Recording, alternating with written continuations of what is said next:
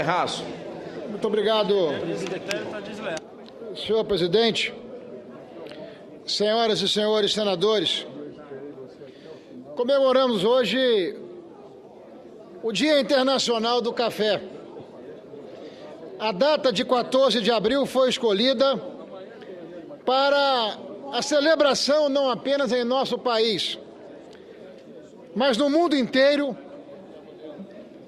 da bebida que desde o começo do século passado representa a economia, representa a cultura e a capacidade empreendedora de brasileiros, mineiros, capixabas, paranaenses, paulistas, baianos. O grão de origem africana nos move a fazer uma referência a uma atividade que se confunde com o desenvolvimento econômico do nosso país e, sobretudo, do meu estado, o estado do Espírito Santo, servindo não apenas de base para a agricultura, mas também ao processo de diversificação da base econômica brasileira. Desde o século XIX, o café era o grande item da pauta de exportações brasileiras e os capixabas, todos nós capixabas, dedicávamos a ele quase todos os nossos esforços. É como se olhássemos para o nosso território, para o território do Espírito Santo, e víssemos ali um cafezal de ponta a ponta. As perspectivas geradas pelos negócios cafeeiros já haviam motivados pesados investimentos governamentais na construção de um moderno porto em nossa capital, Vitória. Nos anos de 1930, o Brasil e o Espírito Santo tentavam reverter as dificuldades da grande recessão de 1929, época em que o preço do café desabou, trazendo muita angústia, muito prejuízo a muitos estados brasileiros. Até os anos 40, 50, o café era a principal expressão econômica brasileira, além de ser também a maior empregadora e geradora de oportunidade para trabalho e geração de renda em nosso país e também no Espírito Santo. O café teve um papel decisivo, portanto, na história do Espírito Santo, que se confunde com a própria organização de nossa economia.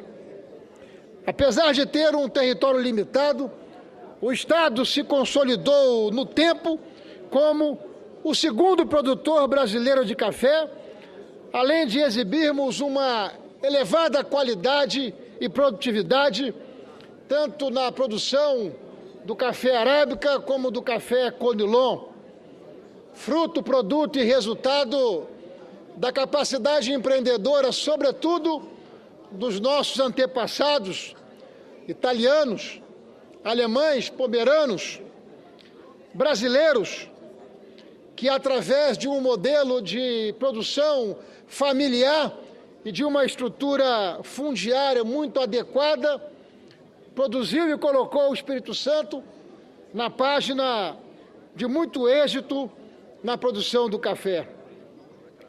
O nosso estado, portanto, ao longo da história, se destacou na produção dessas duas variedades. Nas montanhas, na região mais fria do nosso estado, o arábica. Mas na planície, nas regiões mais quentes, o nosso conilon. Hoje somos o segundo produtor nacional de café, mas o primeiro no cultivo do café conilon, respondendo por aproximadamente 80% da produção nacional de café, meu prezado senador e ex-governador do estado, irmão, vizinho e amigo, Anastasia, que também vem de um estado que é grande produtor de café, não apenas em volume, mas também em qualidade e em diversas variedades. O cafeicultor capixaba conquistou a marca da qualidade e da competitividade no campo como fruto do seu esforço, do seu trabalho, da sua capacidade empreendedora, da sua raça, mas também é produto de pesquisa, tecnologia, com contribuição destacada do Instituto Capixaba de Pesquisa, Assistência Técnica e Extensão Rural. Com pioneirismo e espírito desbravador, o café já representou 80% das receitas governamentais do Espírito Santo. Atualmente, o café, naturalmente, não tem essa dimensão econômica, porque a nossa economia se diversificou. Mas, ainda que não tenha esse peso econômico, o café é fundamental na manutenção dos capixabas do interior do Estado.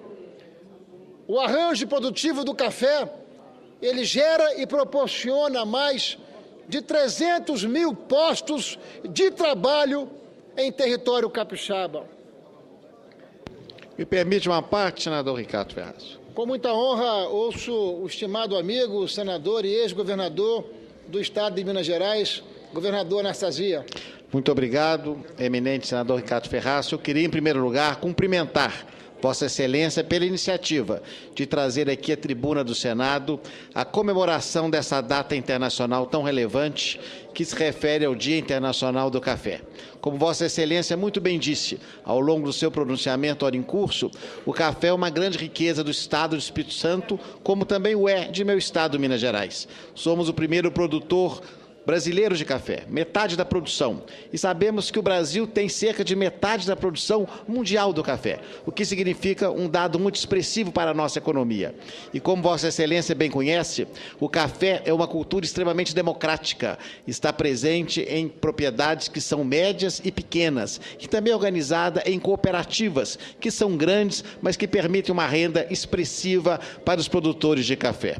Eu queria relembrar que em 2013 realizamos em nossa capital, Belo Horizonte, o Congresso Mundial do Café pela primeira vez fora de Londres, o evento da Organização Mundial do Café, com vossa participação bastante ativa. Eu queria, portanto, me congregar a esse seu pronunciamento, endossando os cumprimentos aos cafeicultores também de meu estado, Minas Gerais, onde o café tem uma posição econômica fundamental, como eu disse, especialmente por democratizar a renda e o capital. Portanto, parabéns e tenho certeza que Minas e Espírito Santo, junto com demais estados produtores, fazem no Brasil essa grande potência nacional do café e devemos ainda mais, como sei que é de seu interesse, agregar valor a esse produto tão importante para termos no Brasil, em breve, também a semelhança da Alemanha, da Suíça e da Itália, sermos exportadores do café devidamente processado. Meus cumprimentos ao eminente senador Ricardo Ferraz pela iniciativa. Com a autorização de Vossa Excelência, eu incorporo as palavras de Vossa Excelência, até porque, como bom governador que foi, atento e sensibilizado à importância da atividade cafeeira no estado de Minas Gerais, conseguiu esse feito inédito de levar uma reunião da Organização Internacional do Café, que tradicionalmente se reúne em Londres e pela primeira vez se reuniu no estado de Minas Gerais, e foi, na prática, um encontro memorável em razão da cafeicultura brasileira se apresentando ao mundo, e os debates foram muito profícuos. E o apoio de Vossa Excelência foi fundamental para que o mineiro e diretor-geral da Organização Internacional do Café, o Dr. Roberto Silva, pudesse honrar Minas Gerais, pudesse brindar Minas Gerais e o Brasil com esse evento que deixou um legado extraordinário. Portanto, agradeço a parte de Vossa Excelência. Mas, senhor presidente, senhoras e senhores senadores, para homenagear a todos que dedicaram e dedicam sua vida ao café, e reverenciar o seu legado, eu venho também à tribuna para contar um pouco da história de um símbolo da atividade cafeeira em meu estado e em nosso país. Eu me refiro e faço um registro relacionado à saga do Grupo Tristão, que completou na prática 80 anos no último dia 23 de fevereiro. Trata-se de uma história marcada pela capacidade, pela ousadia desse extraordinário empreendedor capixaba, José Ribeiro Tristão, que foi sucedido pelo seu filho, Jones Tristão, inclusive ex-senador da República por um período representando o Estado do Espírito Santo aqui no Senado Federal. empenhado em cultivar valores, ideias e ideais que levaram a atividade a um nível de relevância não apenas nacional, mas também internacional, o fundador do grupo empresarial, o senhor e saudoso José Ribeiro Tristão, e depois o seu filho, Jones Tristão, formaram uma marca ao longo de 8 décadas que é símbolo e sinônimo de elevada reputação e credibilidade, 2 dos valores essenciais a qualquer nível de atividade humana e profissional. No início dos anos 30, o senhor José Ribeiro Tristão abriu um pequeno bazar na cidade querida de Afonso Cláudio, nas montanhas do Espírito Santo, no interior do meu estado. O estabelecimento pequeno e modesto vendia de alimentos a implementos agrícolas até tecidos e artigos de armarinho. Após a grande crise, senhor presidente, de 1929, Tristão apostou no café como moeda de troca, de escambo, expandindo as suas atividades comerciais. Como homem de visão e ousadia, viram evidente naquele ambiente uma oportunidade de transformar o limão em limonada. Já nos anos 60, sob o comando do senhor Jones, a Tristão partiu para os negócios de exportação de café. O produto continuava a ser uma das bases da economia brasileira na época. Em abril de 1960, a Tristão realiza sua primeira exportação a partir do Porto de Vitória, tendo como destino o Porto francês de Le Havre. E, àquela altura, a primeira exportação, a exportação de 250 sacas de café que foram embarcadas. A crise acentuou-se em 1966, pois a atividade do café ela é uma atividade cheia de ciclos, ela é uma atividade muito sazonal. Quando houve em nosso estado um elevado êxodo rural, sobrando então apenas algumas poucas lavouras pertencentes a uma pequena quantidade de abnegados produtores que ainda mantinham a esperança na manutenção dessa cultura, que é uma cultura que está no sangue, que está na própria construção dos nossos capixabas. O Estado se esforçou para que o governo federal reconsiderasse a época política de erradicação. Em 1969, como resultado de muitas lutas, o Instituto Brasileiro do Café aprovou finalmente um plano de renovação do parque cafeeiro do nosso país. As regiões capixabas privilegiadas à época pelo plano foram somente as regiões que estavam acima de 600 metros de altitude, que deviam também atender à exigência, naturalmente, do café arábica, um café vocacionado para esse tipo de relevo, esse tipo de geografia e esse tipo de clima. Com isto, diversos municípios do meu Espírito Santo, principalmente do norte, ficaram fora desse programa, até porque a nossa região norte é uma região com características naturais para a vocação do café Conilon. A apreensão era, portanto, generalizada em função da ausência de perspectiva e de alternativas econômicas para muitos e tantas famílias capixabas que, a esse momento, não viram outra alternativa, senão buscarem abrigo e porto seguro em outras regiões.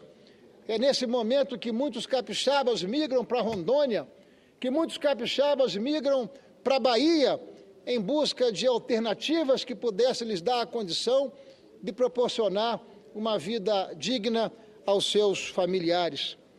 No início dos anos 70, pioneiros locais, lideranças e autoridades promoveram uma campanha de conscientização entre os produtores, incentivando o plantio do café Conilon.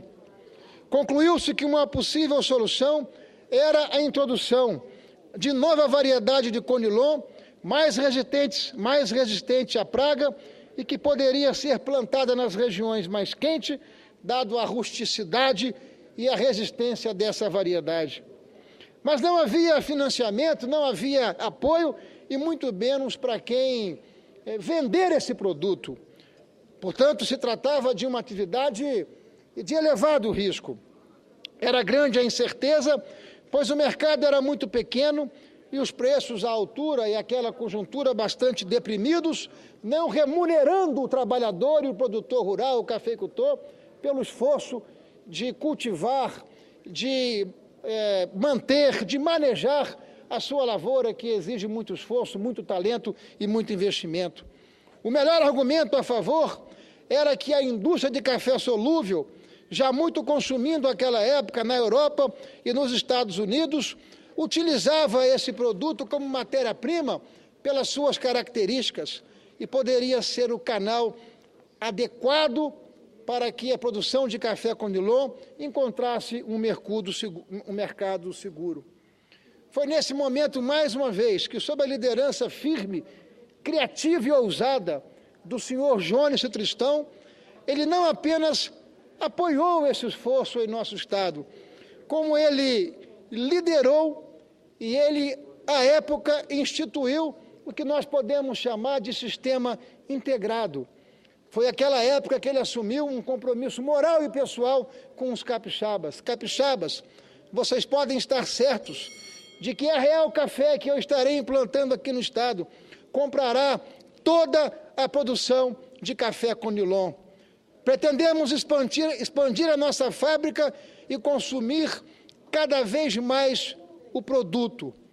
Plante que a Tristão garante. Essa foi a afirmação, esse foi o compromisso moral do senhor Jones Tristão, que à época não assinou documento algum, contrato qualquer, mas a palavra dele era uma palavra balizada já naquela época, em muitos anos de reputação, de credibilidade na realização dos seus negócios em nosso Estado, o que dava naturalmente sequência e consequência que a palavra dele valia mais do que qualquer documento, senador Flecha, ou do que qualquer cheque e assim por diante. Pois bem, os capixabas acreditaram no senhor Jones Tristão e plantaram café. E ele cumpriu a sua parte. No dia 24 de abril de 1971, o senhor Jones inaugurou em Viana, município da região metropolitana de Vitória, a Real Solúvel do Brasil. A Real Café Solúvel do Brasil, dimensionada à época para processamento de 100 mil sacas de café em grãos, incluindo o total da safra estadual do café Conilon. Ou seja, os produtores que estavam sem expectativa, que não tinham mercado, viram na implantação dessa fábrica uma solução para que eles pudessem distribuir o seu produto. Esse empreendimento, portanto, movimentou a vida cafeeira do Espírito Santo e se tornou um grande marco na recuperação econômica do Espírito Santo, abalada por crises conjunturais. Em 1978, o Grupo Tristão tornou-se o maior exportador brasileiro de café, mantendo-se nessa posição pelos 10 anos seguintes. No mesmo ano, as empresas Tristão abriram subsidiárias em Londres e Nova York, tornando-se um dos primeiros grupos brasileiros com presença internacional, ampliando os negócios e a importação de café da África, da Ásia, da América Central e de outros países latino-americanos, além, obviamente, do Brasil, ou seja, ele com suas atividades operacionais em Londres e Nova York, importava não apenas café do Brasil, mas importava café de outras regiões do mundo para a constituição do blend e, com isso, ele ocupou naturalmente, por 10 anos seguidos, a liderança do movimento exportador brasileiro de café. Com essas palavras, senhor presidente, senhoras e senhores senadores, registro no Dia Internacional do Café minha homenagem ao cafeicultor brasileiro, ao cafeicultor capixaba, na pessoa do senhor Jones Tristão, pelo exemplo de honradez, dignidade e ousadia, como líder do Grupo Tristão em seus 80 anos de fundação, honrando os capixabas e honrando o Brasil. É a homenagem modesta, porém sincera, presidente Paulo Paim, que faço aos cafeicultores brasileiros, da pessoa do senhor Jones Tristão, por esse legado, por essa vida marcada pelo trabalho, pela dignidade e pela honradez. Muito obrigado à Sua Excelência, às senhoras e aos senhores senadores.